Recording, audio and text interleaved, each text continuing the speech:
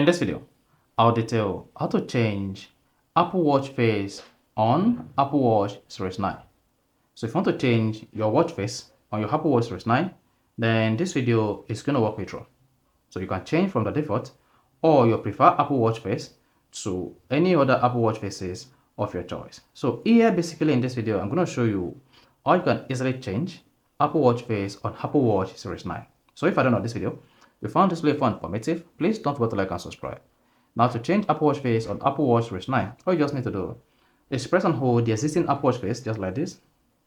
Then once you press and hold it, you should feel the haptics. Then you can go ahead and click on edit to customize the existing Apple Watch face. Otherwise, use this D2 crown to scroll through and see existing Apple Watch faces, or scroll up until you get to new and tap new to add new Apple Watch face on your Apple Watch Series 9. Then scroll through the existing watch faces. Then you can check through by category. This is new watch faces. Click on this to see the new watch faces on your Apple Watch Series 9.